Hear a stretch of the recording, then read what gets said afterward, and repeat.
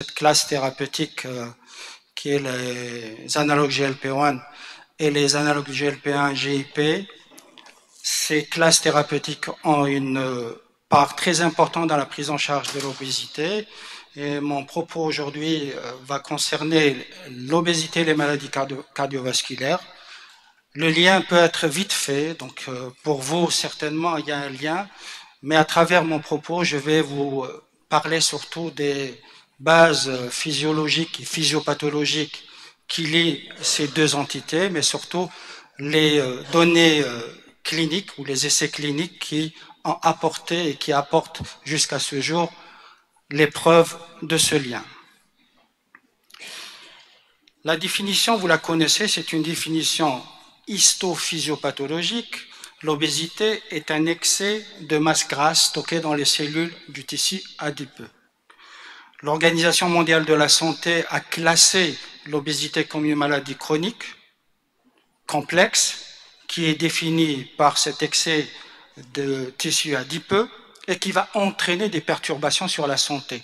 On garde toujours la classification de l'OMS pour parler de surpoids, de poids normal, d'obésité à partir de l'index de masse corporelle. Cet index, même s'il est imparfait, représente aujourd'hui le seul moyen par lequel on évalue l'importance du surpoids ou de l'obésité. Cette obésité, elle touche la majorité des pays, la majorité des continents. Il y a une disparité entre ces pays ou ces continents. Il y a des pays où la prévalence de l'obésité est beaucoup plus importante par rapport à d'autres. Ceci est certainement expliqué par les mécanismes physiopathologiques qui sous-tendent cette répartition épidémiologique. Ce qui est admis aujourd'hui, c'est que l'épidémiologie ou la prévalence de l'obésité, elle augmente d'année en année.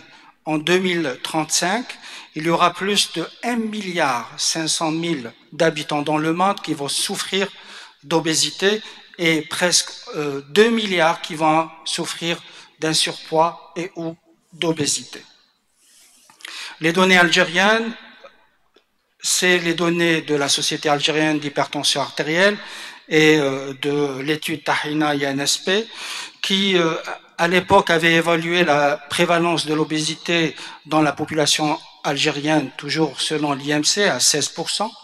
Et pour la Saha, pour la Tahina, c'est presque un tiers de la population algérienne présentait une obésité.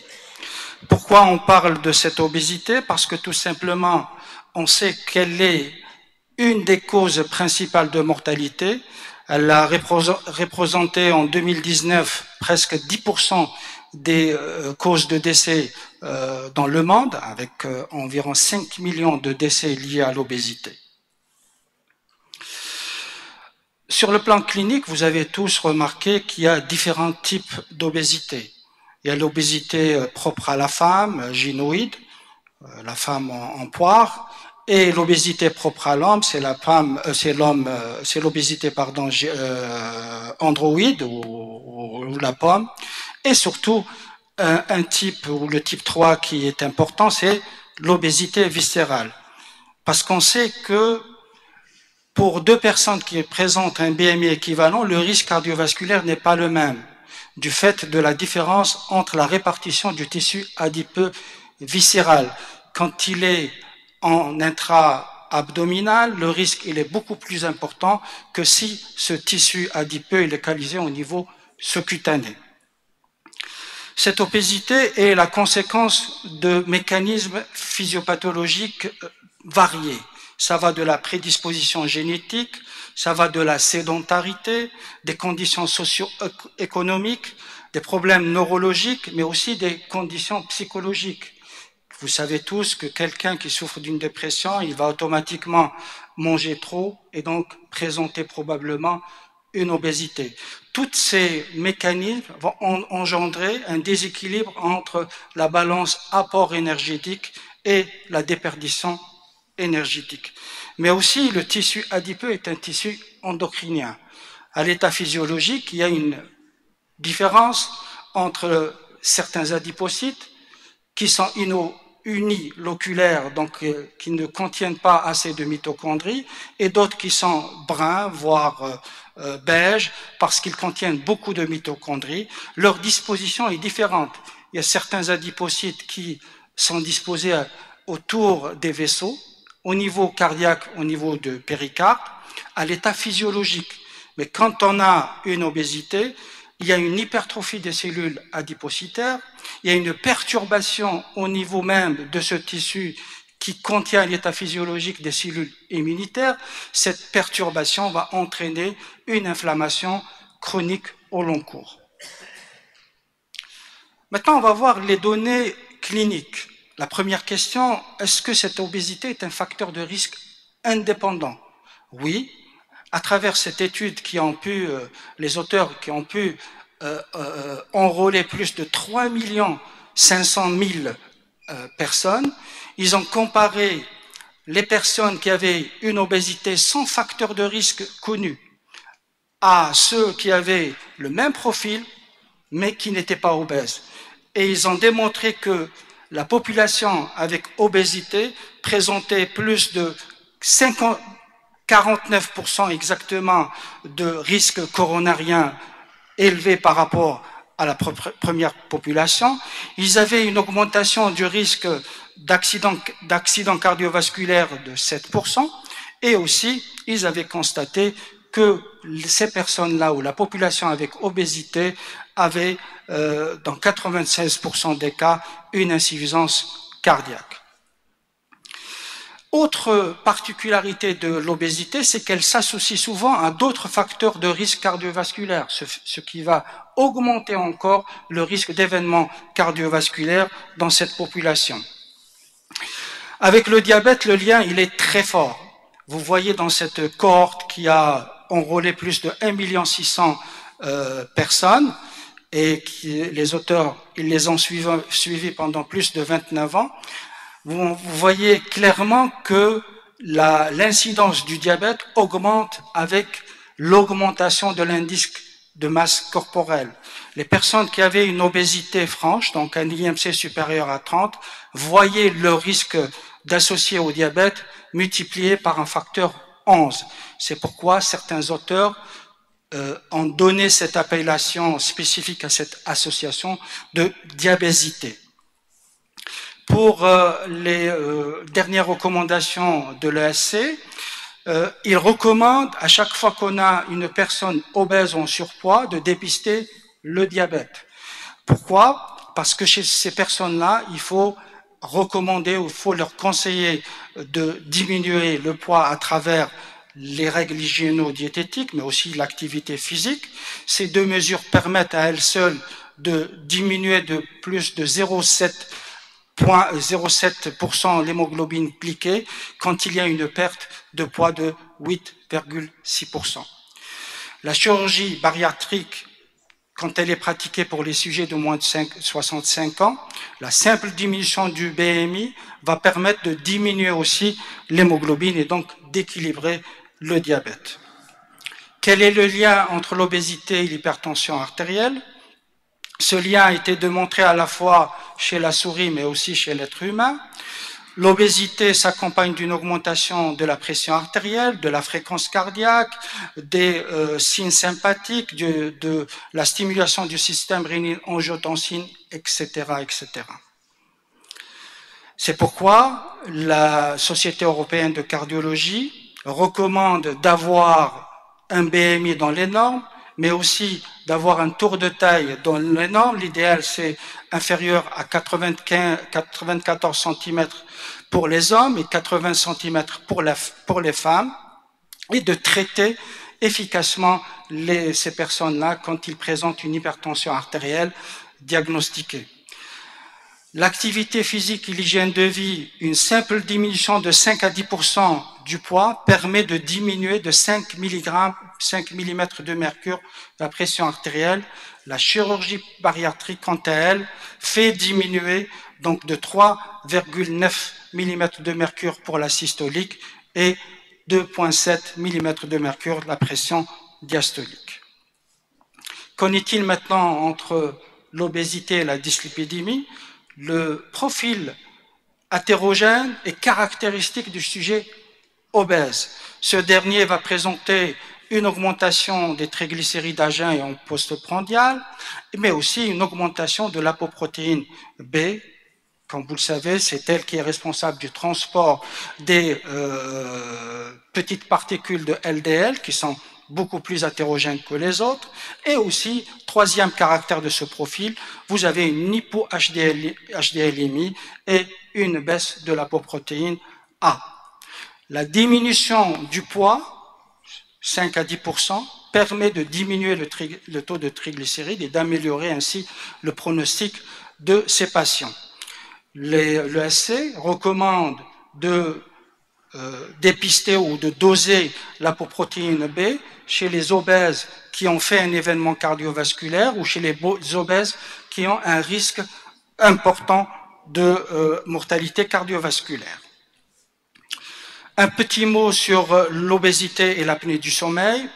Actuellement, il est recommandé de rechercher le syndrome d'apnée du sommeil chez tout obèse parce que ça fait augmenter, encore une fois, le risque de mortalité et sa prise en charge permet un peu d'améliorer ce risque cardiovasculaire. La première règle, devant chaque personne en surpoids et obèse, il faut commencer par les règles hygiéno-diététiques et l'activité physique.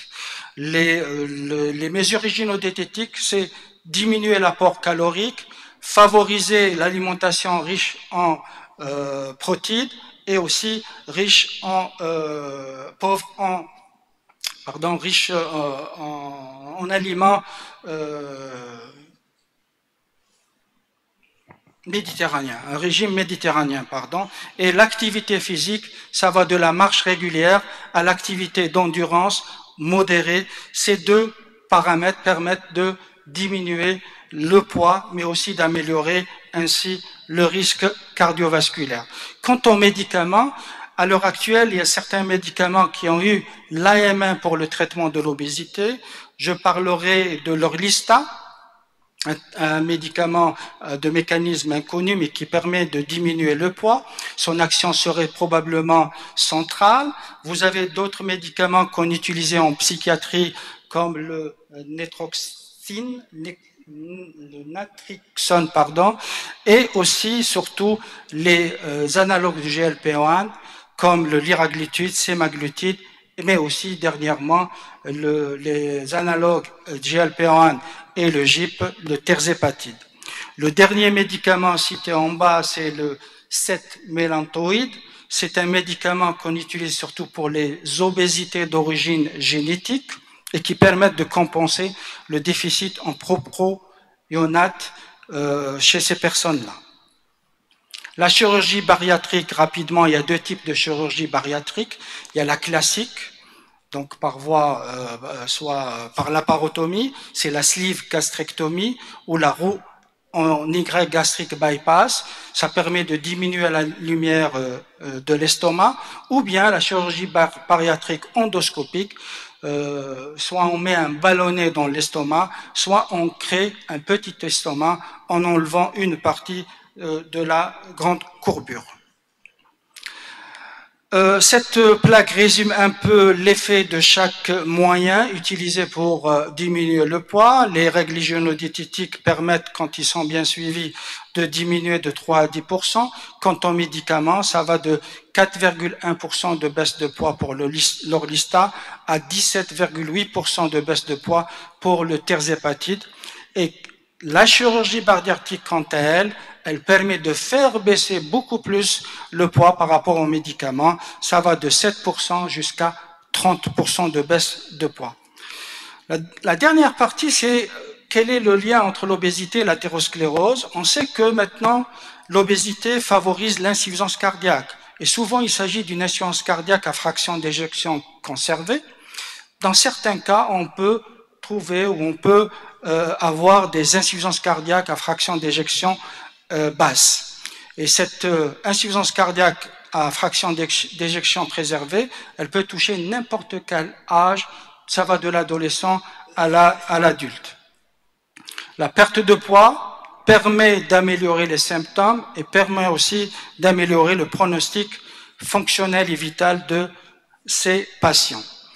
L'obésité entraîne aussi un risque élevé de fibrillation auriculaire, soit paroxystique. Quand elle est présente, elle peut favoriser la permanence de cette fibrillation auriculaire. L'obésité, elle augmente le risque thromboembolique chez les personnes qui présentent une fibrillation auriculaire. La réduction du poids chez ces personnes-là est toujours à encourager en prévention. Et cette réduction du poids, avec la gestion des autres facteurs de risque de fibrillation auriculaire, permet de diminuer la charge ou les symptômes chez ces personnes. Il y a aussi un risque de mort subite. En cas de surpoids ou obèse, le risque de mort subite augmente avec le poids. À droite, vous voyez là sur le graphe, c'est en J. Donc à chaque fois qu'on a un BMI qui augmente, on peut avoir une mort subite. À l'inverse aussi, quand on a une maigreur importante, le risque peut également être élevé. L'obésité augmente le risque de thrombose.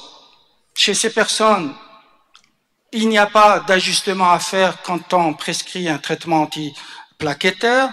Pour les patients qui ont subi une chirurgie bariatrique, s'il y a indication à une anticoagulation prolongée, il vaut mieux préférer les antivitamines K aux AOD parce que ces derniers n'ont pas prouvé leur efficacité dans la prévention des accidents thromboemboliques chez les obèses. Une petite remarque, les obèses qui présentent une pathologie thrombotique et qui sont sous warfarine et qui reçoivent en parallèle GLP-1, faites attention à l'INR parce qu'il peut être perturbé par cette médication. Enfin, je vais parler juste du lien entre l'obésité et les valvulopathies. Sur des études épidémiologiques, on a remarqué que la présence d'obésité faisait augmenter l'incidence du rétrécissement aortique et on a constaté chez ces personnes-là 24 jusqu'à 81% des obèses présentaient un rétrécissement aortique. Donc, c'est une pathologie valvulaire à rechercher systématiquement en présence d'obésité. Alors, je termine juste par ces messages simples et qu'on doit avoir en tête, c'est que l'obésité est un facteur de risque cardiovasculaire indépendant. À lui seul, il peut augmenter le risque d'événements cardiovasculaires. Ce facteur de risque indépendant, malheureusement, il s'associe souvent aux autres facteurs de risque, diabète, hypertension, dyslipidémie. Et l'obésité aussi, elle peut entraîner de véritables maladies cardiovasculaires comme la fibrillation auriculaire, comme la mort subite, l'insuffisance cardiaque et aussi les maladies thromboemboliques et le rétrécissement aortique.